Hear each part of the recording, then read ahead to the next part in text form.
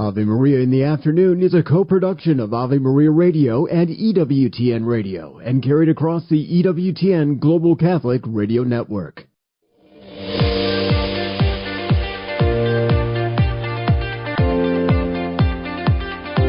Welcome to Ave Maria in the Afternoon, examining the world through the lens of faith from the heart of the Church to help us navigate the culture. Here's Dr. Marcus Peter. Good afternoon, and thank you for joining us on this hour of Ave Maria in the Afternoon. I'm Marcus Peter. We're going to open this hour by speaking with my friend Dr. Greg Popcak, who joins us every Tuesday. And we're going to talk about the lifelong effects of childhood discipline. You and I have seen adults behaving badly, and frankly, many of us have wondered if they were ever disciplined as a child. I've lost count how many times in my life I've seen adults act in such a way that prompts me to think, wow, you probably have never been told no in your life. And childhood discipline has lifelong effects, including not just the way we behave, but also including the way adults engage and resolve conflicts. The fact of the matter is conflicts are always going to be there, and the way in which we conduct ourselves and engage those conflicts well tends to be reflected in how that discipline is engaged for us as children. And so we're going to talk about discipleship discipline with Dr. Greg Popcak. We're going to talk about the steps involved and what that can look like in yielding good fruit in adult growth in the future and maturity. We then speak with Bishop Jeffrey Monforton. Pope Francis has appointed Tucson Bishop Edward Weisenberger as Archbishop-elect of Detroit. He now succeeds, or is set to succeed, Archbishop Alan Vigneron. Archbishop Alan Vigneron resigned in October 2023 upon reaching his 75th birthday. Pope Francis received his resignation and is now elected Archbishop-elect Edward Weisenberger to succeed him. We'll talk about the legacy of Archbishop Vigneron, the gift of unleashing the gospel, which is the primary theme and work of evangelization that we see in the Archdiocese of Detroit, and the blessings that are in Detroit and that can be expected as a result of Archbishop-elect Weisenberger coming in. And then finally, we speak with my friend Brad Birzer of Hillsdale College. In his ideas regarding American foreign policy, President James Monroe echoed Washington and Jefferson. But he didn't have to worry about many of the things that they did. His policy needed to follow the diplomatic thought of previous administrations while also engaging true issues of the day, in particular, the rise of European powers and potential colonization. And so he took a stance and declared what we now know to be the Monroe Doctrine. And you and I need to be conversant about it because it helps us understand our republic as it stands today. All this after the headlines.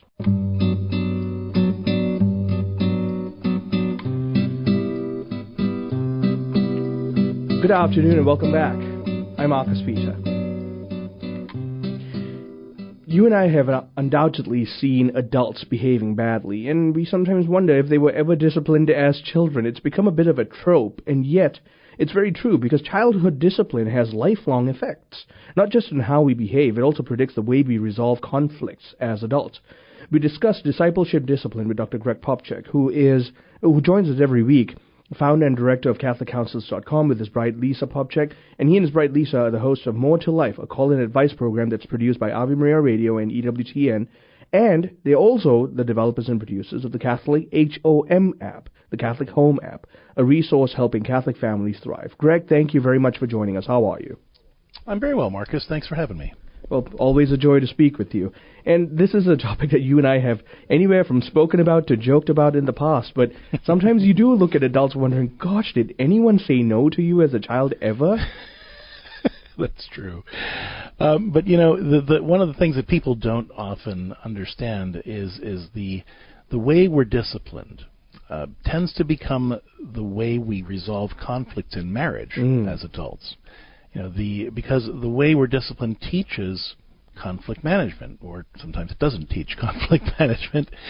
And so one of the points that we make, and we adhere to this approach in Catholic Home called discipleship discipline, which is rooted in the philosophies of St. John Bosco, his child-rearing approach, which he called the preventive system. But his approach really rejected heavy-handed punishments. Right. In favor of kind of building virtue, mentoring, practicing good behavior, and those kinds of things. And so we've observed that the 5 steps that are key, or at the heart of what we call discipleship discipline, in adulthood, say in married relationships especially, become the foundation for what we call compassionate problem resolution, or CPR. That the same 5 steps that we encourage parents to use in disciplining their kids through discipleship discipline are also a great 5-step plan for handling marital conflicts more effectively. And it really is a kind of CPR to the way the conflict. I'm sorry, I laughed at that. If the pun wasn't intended, it's still. Oh no, it definitely is. No, it definitely is. Didn't mean to step on the laugh, but no, it's intentionally funny, because I think that we need to sometimes jumpstart the heart of the relationship by approaching conflict in a more compassionate way. Well, I couldn't agree more. And like I've told you, I've adopted a lot of the wisdom I've gained from you and Lisa in my own parenting, and I've seen the results, because there really is a component here where when we're trying to discipline by way of discipleship and modeling virtue, the emulation of that virtue becomes initially difficult, but eventually it becomes habit. So on the part of the person modeling as well as the person receiving the modeling. That's absolutely right. And so let me walk through and just kind of give some examples of how this works both in parenting and in adulthood. So the steps of discipleship discipline in parenthood, and then what we call compassionate problem resolution, or CPR, in marriage, are as follows. Number 1, you want to identify the problem as opposed to attacking the person. So let's say your kid is speaking disrespectfully. I mean, it's easy to kind of get your back up about that, and of course it needs to be handled. But instead of pouring gas on the fire by coming at the child in sort of a heavy-handed way, you can say, look, I understand that you're upset. How can you say that more respectfully? Let's talk about that, right? So you're identifying the problem, not attacking the person. Same thing with your spouse. Your spouse does something that hurts you. And instead of lashing out at them, because you're such a jerk for acting that way. Why are you so mean? Being able to say, well, what's going on right now? What's that about, right? So you're trying to approach it in a helpful way, identifying the problem as opposed to attacking the person, whether that's the child or your spouse. Second step is identifying the intention behind the behavior, right? So the child didn't do this just to make my life more complicated or more difficult. It can feel that way, but they're trying to do something, whether that's express a feeling or express a need or solve a problem. They're just doing it in a ham-fisted way. Right. So if I can help them identify the intention, then I can know what they're trying to do. Same thing with my spouse, right? Instead of taking offense, hey, what were you trying to do when you said that or did that thing? It was kind of hurtful, but what did you mean by it? And they can tell me, and now we can start to go to the third step, which is identify more virtuous alternatives. Let's brainstorm different ways to handle this problem the next time it comes up. And we can do that both with the kid and with the adult, right? Then there's step 4 will be relationship repair. Sometimes the things we do hurt the relationship. And so walking the child through what are some things that you could do to kind of make this better, to either clean up the mess that you made literally or figuratively so that we can feel better about each other. Same thing's true in grown-up relationships. Okay, we figured out what we could do the next time this problem comes up. Is there anything that we need to do to reassure each other that we're in a good place and that we're taking care of each other? And then the last step is kind of plan for future success. Don't just assume that because we talked about it once, it's now resolved forever. In childhood or in parenting, what kind of situations can I set up to either practice or role play this new behavior to make sure that as a parent I'm staying on top of this and giving the kid opportunities to rehearse this new behavior or remind them, say when we wake up in the morning, hey, remember we talked about when this problem comes up, this is how we're going to handle it instead of this way, right? And so we build in these little structures that help the kid remember. Same thing in marriage. Okay, we've resolved the problem. Now how are we going to make sure that we remember to do this new thing the next time the problem comes up? And so these 5 steps, work for parenting and work for adult relationships, because that's really what parenting is supposed to be about, teaching our kids how to have healthy, holy, and effective grown-up relationships.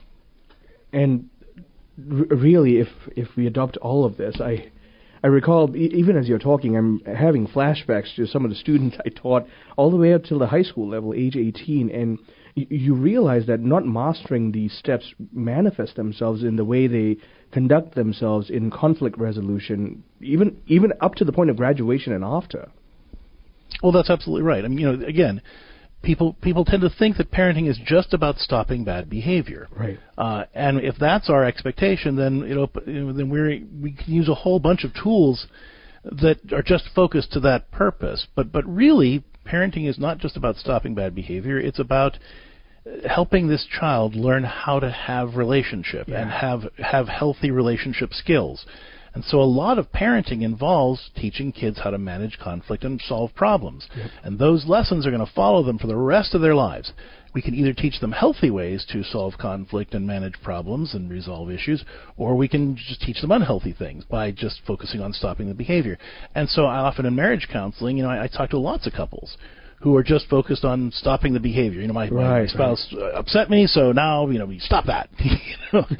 As if change could be that easy, right? But walking through these steps, whether it's in parenting or in my adult relationships, kind of conveys that coherent message about what it takes to solve problems, resolve conflict, and negotiate differences.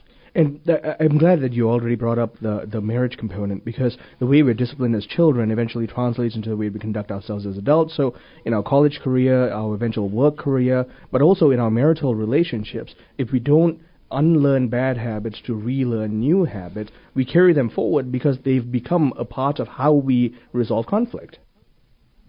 Well, that's exactly right. And so what happens there is that we unconsciously rely on those scripts that we learned from childhood about how to manage a problem. So my spouse does something that offends me, and in my right brain, right, it goes. Well, let me just step back for a second. So when we're in a high pressure situation like conflict, for example, our right brain's job is to go back through our catalog of experiences and say, in like a millisecond, and say, well, you know what, this is sort of like that. Go with it. Right, so if my spouse does something that reminds me of a situation that happened in childhood, my right brain is going to say that those things are equivalent, even though they're not, right? And because that's how I make snap decisions in the moment. So the ways I was parented and taught how to resolve conflicts become my go-to script for handling adult conflict, even if it doesn't apply anymore. And so, the more I'm able to use a similar approach with my children that I'm going to want them to use in adulthood to solve conflicts, the more I'm training their right brain to go back to experiences that actually would apply. Right? So instead of shaming my spouse for getting it wrong, or trying to punish them for doing something wrong, or just freezing them out, or whatever that we learned from bad parenting interactions, we're able to have healthier, more proactive approaches. Greg, thank you so very much for having this conversation with us. Always a pleasure, Marcus. Thank you. Greg and Lisa are hosting a conference, an online conference about this very topic, and so we're going to have the link in the description of this program in our archives on AveMariaRadio.net. I was talking to Dr. Greg Popcak of CatholicCounselors.com. Stay tuned. I'm Marcus Peter.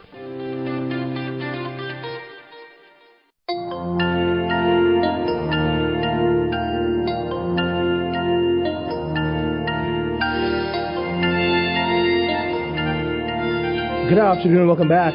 I'm Marcus Peter. Pope Francis has appointed Tucson Bishop Edward Weisenberger as the new Archbishop of Detroit, succeeding Archbishop Alan Vigneron, who resigned in October of 2023 upon reaching his 75th birthday. We're joined by Bishop Jeffrey Monforton with the details. Bishop Jeffrey Monforton has served as Auxiliary Bishop of Detroit since 2023. He was previously the Bishop of Steubenville, Ohio, and originally a priest of the Archdiocese of Detroit. He previously served as Sacred Heart Major Seminary's rector and president, and spent 18 years serving Detroit's faithful in various roles. Your Excellency, thank you very much for making the time to speak with us. How are you? Oh, I'm doing very well, Marcus. Thank you, and thank you for all of you at the Ave Maria in the afternoon. Thank you. Good to be with you. Well, we're joyous to have you on the program. I've been a long-time follower of your good work, and you did excellent work in Steubenville. So when I heard that you were being brought over to the Archdiocese of Detroit, I said, yes, it's about time he came home. We need good bishops. Thank you. I had a ball, a beautiful 11 years of my life, my priesthood there in Steubenville. I taught 6 years at Franciscan, and just great people. So I guess before we start talking about Bishop Weisenberger, let's talk about how you've been assisting Archbishop Vigneron through his own work in administrating the Archdiocese. Oh, yeah. I mean, this dates back to when he was an auxiliary bishop in Detroit, and I was Cardinal secretary. So I was certainly helping him to assist the cardinal. I could be a conduit for him at times for communication to see if the cardinal was available. And then, of course, after he returned back, the Archbishop Vigneron from Oakland, California, I was the rector of the seminary at the time, and he, being a former rector, really gave me a lot of confidence and support, and helped the seminary grow at that point until 2012, and then Pope Benedict had different ideas.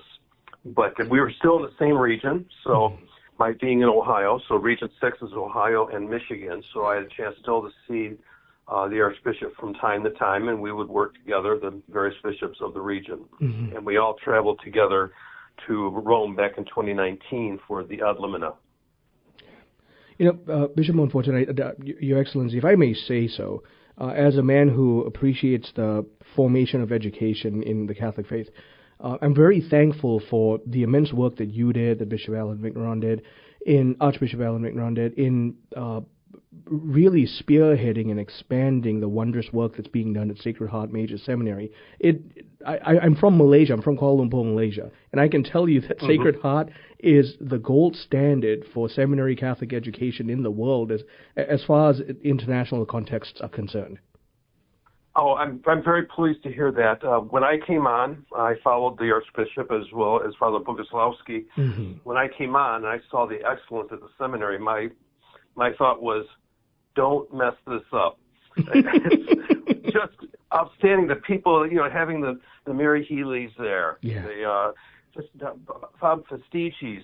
We just had people who knocked the cover right off the baseball. Right. And so for that, I was very grateful. And our meetings, even our faculty meetings, went very, very well. Even if there were differences of opinion, we still worked well together. And I had a remarkable team of priests, resident priests.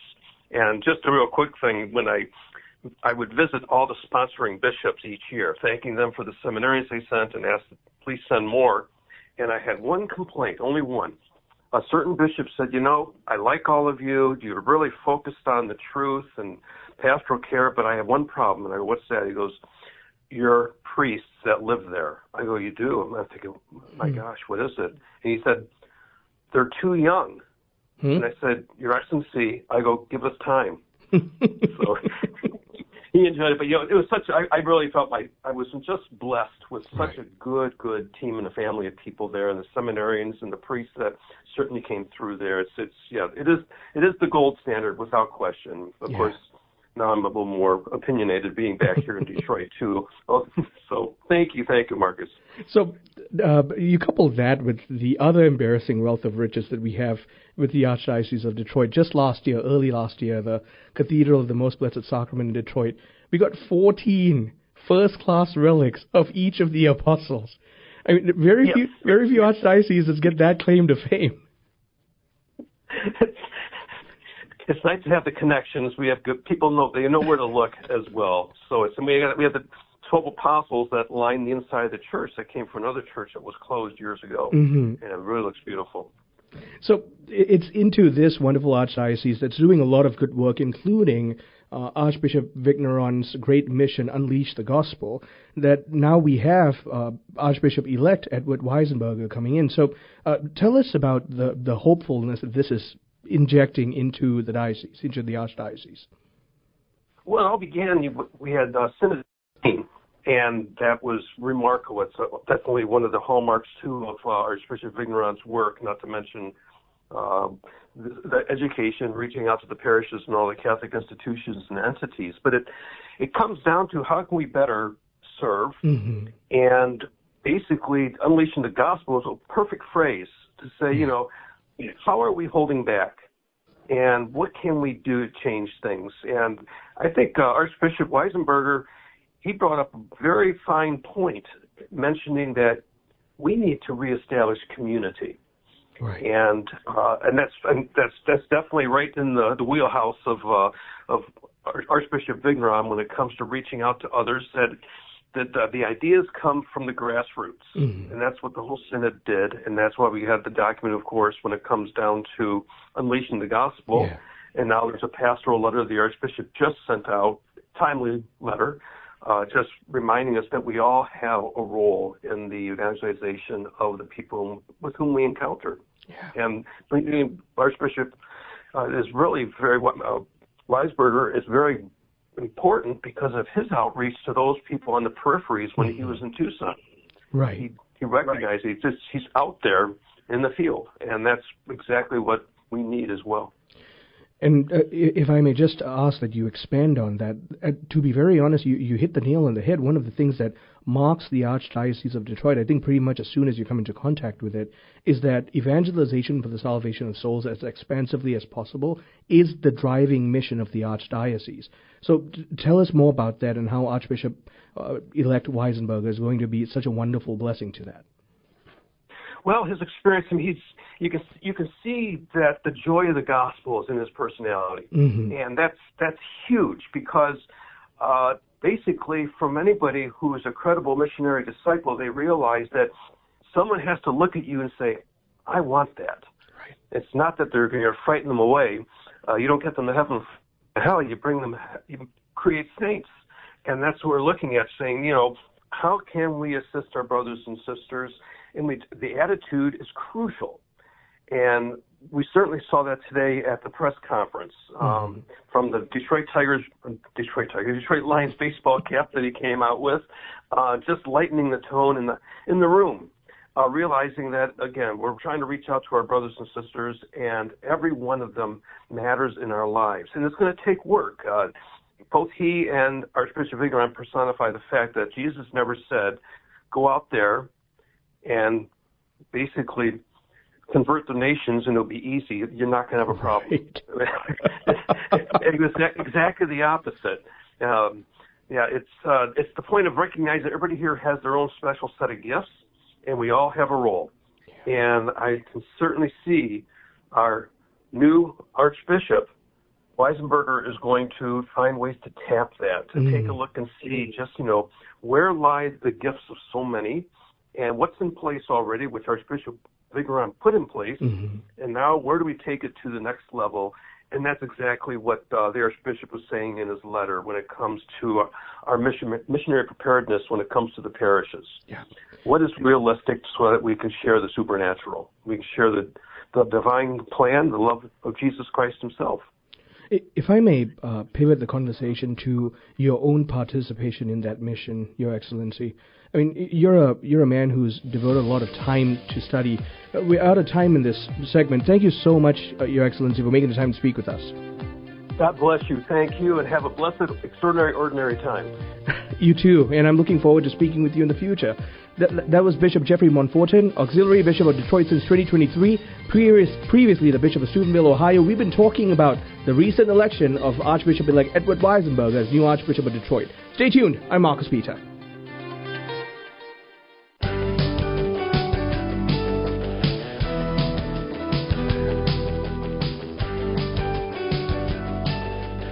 Good afternoon, welcome back. I'm Marcus Peter. On December the 2nd, 1823, President James Monroe, in an address to Congress, articulated the United States' policy on the new political order developing in the rest of the Americas and the role of Europe in the Western Hemisphere. This statement came to be known as the Monroe Doctrine, and it was little noted by the great powers of Europe. Joining me to have a conversation about the Monroe Doctrine as a kind of linchpin for American foreign policy is Brad Birzer, co-founder and senior contributor at the Imaginative Conservative. He's also professor at Hillsdale College and is the author of numerous books, co-editor of The American Democrat and other political writings by James Fenimore Cooper. Brad, I'm really glad to be speaking with you. How are you? Marcus, hello. I'm doing great, and it's always good to talk to you. Thanks for having me on. Well, it's always great to be speaking with you. Honestly, you and Nathan especially, I connect very well with, and I always enjoy our conversations. We share a similar heart for viewing the history of the United States through the lens of faith and Scripture.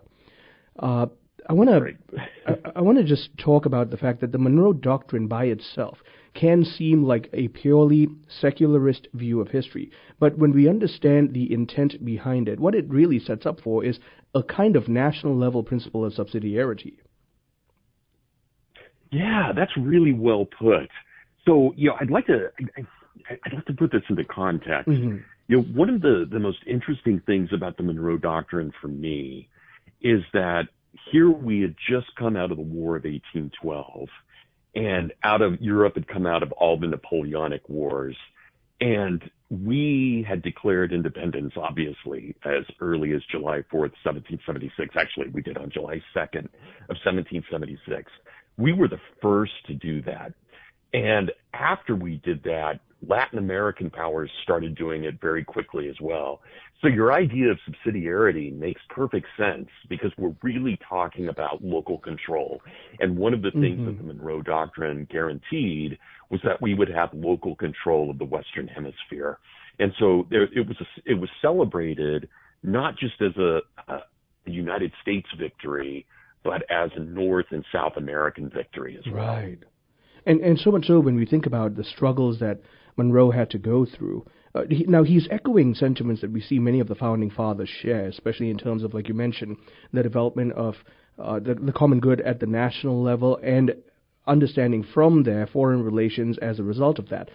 However, some of the issues that he had to face that neither Washington nor Jefferson had to face was the rise of European powers and even superpowers to some degree in global affairs, and therefore foreign policy had to be rethought and articulated carefully. Yeah, I don't think we give President Monroe enough credit. You know, he's our fifth president, and I think he was really a brilliant man. He had fought in the American Revolution. He had served in all kinds of offices. And here we find him as a very determined president, right, but one very much in line with Washington and Jefferson. And, you know, I'm not surprised that when Monroe decided to do what he did, he consulted with Jefferson and Madison, and of course with my favorite Secretary of State of all time, John Quincy Adams. You know, so I mean, all of those, I think those four in particular, but they're really echoing so much of what Washington had wanted. Washington had wanted neutrality for the most part in the world, and that's what the Monroe Doctrine was trying to guarantee. Yep. I mean, I'm going to quote him here. The American continents, henceforth not to be considered as subjects for future colonization by any European powers. So effectively, he was stating in an almost carte blanche manner that there are now two separate spheres of influence at the global level, the Americas and Europe. And if they cooperated, there would be some level of bilateral relations. But if not, well, then the lines were very clearly drawn. Yes, absolutely. And again, we had just come out of the War of 1812, and we had decidedly won that war, even though we called it status quo antebellum in the treaty with Britain, you know, basically the war as it was before it happened. But we had so decisively defeated the British at the Battle of New Orleans that we had become, for all intents and purposes, a world power, even though we really didn't have a great navy or army at that time. It was mostly, and you know, this is, I love telling my students this, you know, when we look at someone like Andrew Jackson, he's running around with his own private army. You know, this is the Tennessee militia that he's running around with. And of course, just creating havoc in a good way for America, but creating havoc throughout the South and with Spain especially. So when we get to 1823, we've had all these movements of private armies and various things that necessarily sanctioned by the U.S. government, but then had to be in hindsight. Right. And so Europeans know it's like, okay, they may not have to deal with the U.S. Navy, but they would have to deal with Andrew Jackson. They're worried about that. Right. They're really worried. And we, in fact, what you brought up is crucial, because we need to bear in mind that the Monroe Doctrine was pivotal to particular events in U.S. history moving forward. For example, in 1865, you know this well, that the United States government assisted in the military pressures supporting Benito Juarez in revolting against Emperor Maximilian. And so the doctrine was invoked because Maximilian was placed there by the French government. So effectively, this was a Europe, stay out of the Americas. Yeah, absolutely. And even all the way up into the 20th century, Marcus, you know, one of the reasons Ronald Reagan was so supportive of the Contras was because there was interference from the Soviets on American soil. Cuba presents an interesting question because we never really invoked the Monroe Doctrine against Cuba. Right. And, and here it is still to this day, the problem of the Caribbean. And so I think that's one of those counter lessons where if we really had invoked the Monroe Doctrine with Cuba, we would have far fewer problems in this hemisphere right now.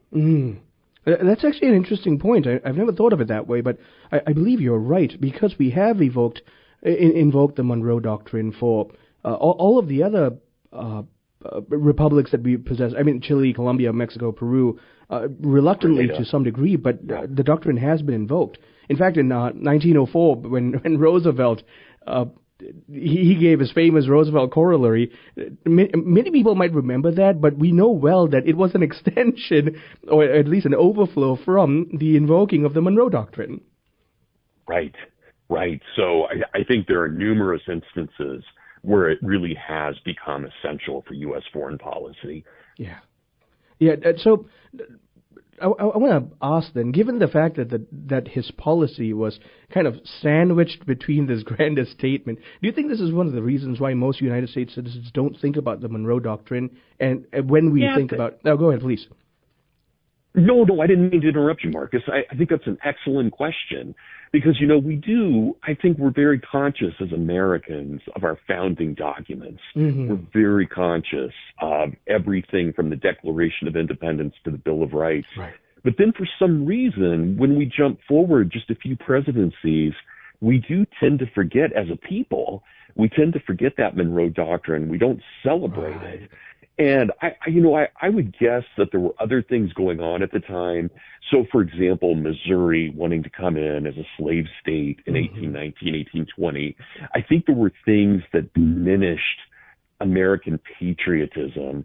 And yet, and Marcus, I'm countering my own self thinking about this out loud, because then when we get to 1826 and the 50th anniversary of the Declaration of Independence, we have a huge patriotic moment in America, especially when Thomas Jefferson and John Adams die on the same day, actually on the 50th anniversary.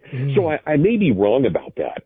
I think that's a great question. I don't know why we haven't thought of that in more popular terms. That raises further things for me to think about, because I've never thought of the 50th anniversary as impacting the influence that the Monroe Doctrine might have. Because when we think about... let's continue this conversation on the other side of break. I'm really enjoying this, Brad. My guest, Brad Birzer, co-founder and senior contributor at The Imaginative Conservative. He is the Russell Amos Kirk Chair of History at Hillsdale College and Fellow of Ronald Reagan Presidential Library. He's also a prolific author and co-author of numerous books. We are talking about the Monroe Doctrine as a linchpin of American foreign policy. Stay tuned. I'm Marcus Peter.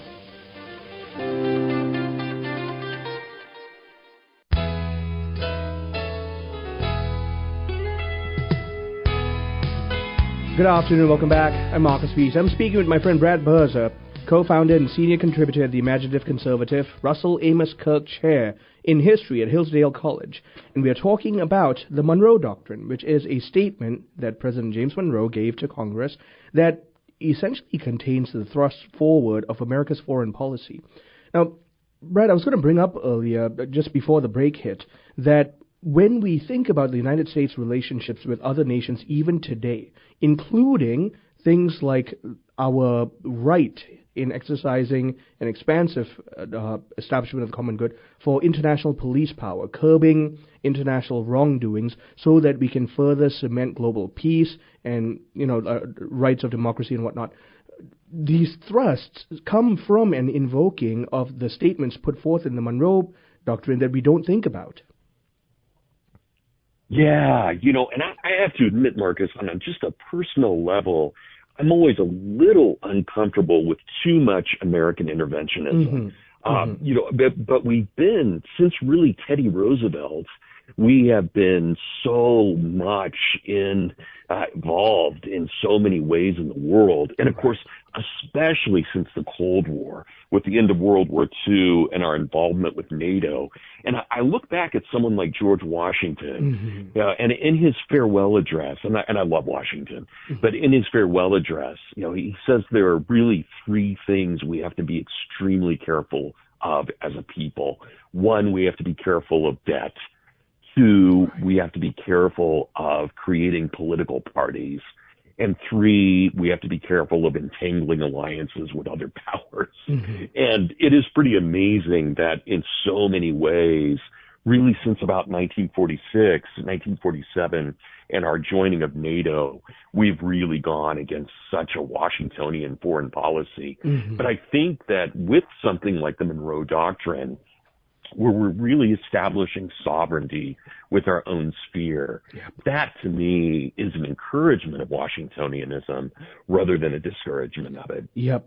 And in fact, if I may further add to that for you to comment on, when Monroe made the statement, just prior to that, in that same year, the British Foreign Minister, George Canning, had actually proposed that he requested that the United States and Great Britain jointly announce a unified opposition against European intervention in the Americas.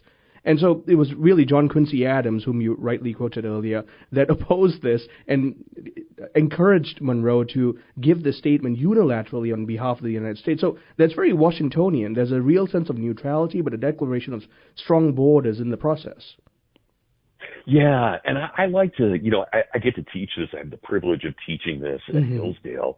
And I always remind my students, John Quincy Adams was a terrible president, but he was maybe our greatest Secretary of State. Yeah. And, he was a genius. And I think he was a great man. I mean, he's one of those examples where you can say, no matter how bad his presidency was, he was truly a great man. And I love that about him. And I think he and Monroe made an amazing team. To have President Monroe and then John Quincy Adams as Secretary of State, and of course invoking that Washingtonianism, just brilliant. Marcus, I would throw this in as well. And this is one reason I think that John Quincy Adams is so great. Again, we don't really have a powerful Navy or a powerful Army at the time that we make this statement, but we do have a Republican people that are very, very well armed and know how to defend themselves. And of course, it's not just thinking about Spain in Latin America. We're also dealing with Russia in Alaska and in Northern California. We're dealing with Britain because, of course, we have joint occupancy with Britain of what's now Oregon and Washington and British Columbia.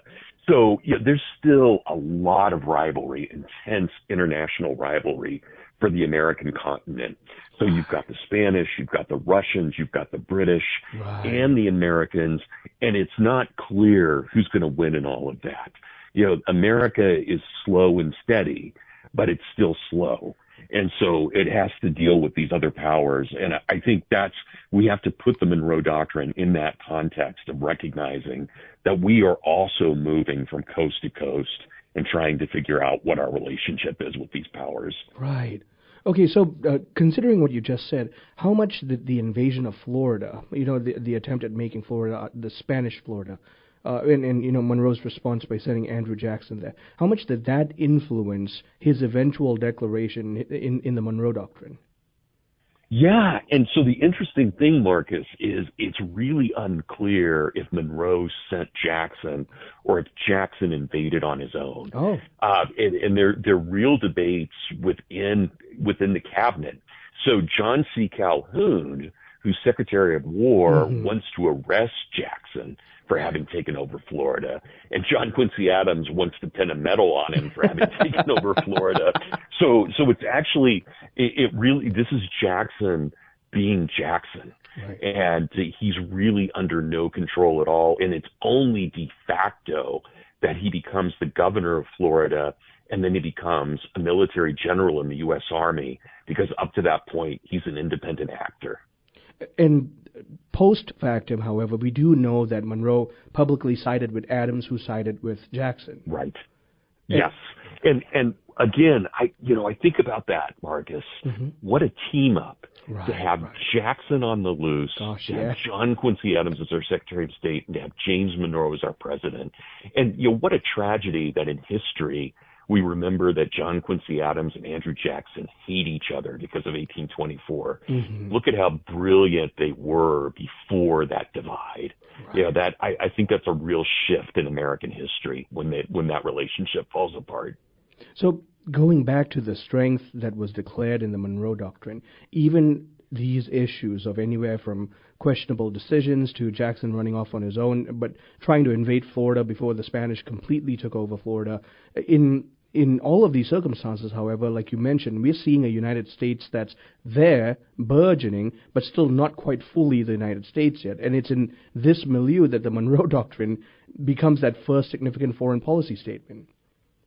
Yes, that's right. And as you said so brilliantly, Marcus, in our first section just a moment ago, right, this is a Republican foreign policy. We're trying to figure out what does it mean to be a republic in the modern world, especially when these other republics are forming in Latin America. And it gets into a religious question because a lot of the Americans are deeply anti-Catholic. Yes. And they're worried. What's happening in Latin America with these Catholic republics? How different is that going to be from a Protestant republic? And I don't think John Quincy Adams had that bias. I don't think he had that bigotry about him. He just thought, look, if they're a republic and they want to join us, then they have the right to do so. But we don't have the right to coerce them to do so. And again, I think as Secretary of State, there's that brilliant prudence on his part.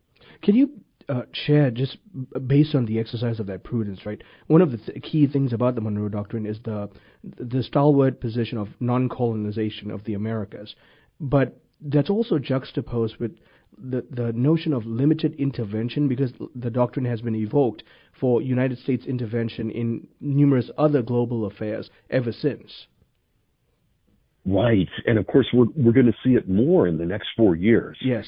Under President Trump, especially with Panama and what's going on, and with our Secretary of State Rubio going down and negotiating with Panama. I mean, this is a major question of the Monroe Doctrine.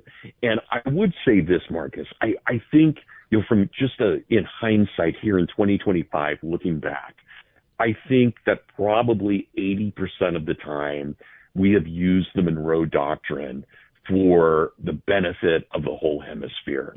I think there have been a few times, though, especially under Teddy Roosevelt and into the 19-teens and 20s, where we used it to harass our Latin American neighbors.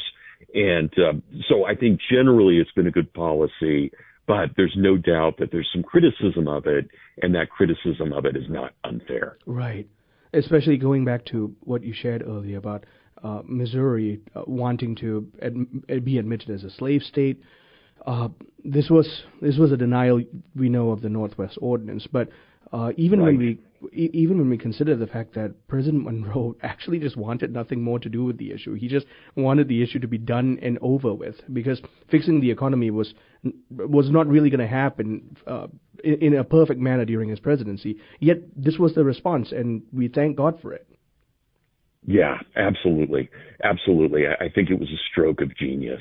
And I love the way you put it earlier, that there does feel there seems to be a kind of providential element in all of this, in what's going on. Oh, I mean, honestly, if we study all of the history of early United States, one can't help but see the divine hand guiding numerous decisions, solidifying this wondrous nation that we get to call home. So, considering the Monroe Doctrine now and moving forward, why should the average American at least familiarize ourselves with the concept of it? Right, because again, I think it takes us back to that republicanism. Yes. And we say this all the time, and we're wrong. We always talk about America in modern terms as a democracy, and that's just not right. We are a republic, and I think we need to think in Republican terms. And what Quincy Adams and Monroe so brilliantly articulated was a Republican foreign policy. And I think, whatever disagreements we might have with Trump, I think that Trump is invoking that. I think he's calling us back to a kind of proper understanding of America's role in the world. Right. And I think we're going to have an interesting 4 years. Yep, I completely agree. Thank you very much, Brad. I always enjoy it when you and I get to speak about these topics. Likewise, Marcus. You're a great interviewer, and I love it. So thank you. Thank you, Brad. My guest, Brad Birzer, co-founder and senior contributor at the Imaginative Conservative, Russell Amos Kirk Chair in History at Hillsdale College, and fellow of the Ronald Reagan Presidential Library. We've been talking about the Monroe Doctrine as the linchpin and the driving force behind understanding America's foreign policy. I would greatly encourage all of us to grab a copy of it, to read it, and to understand where we stand. Thank you for joining us on Ave Maria in the afternoon. Until next time, I'm Marcus Peter.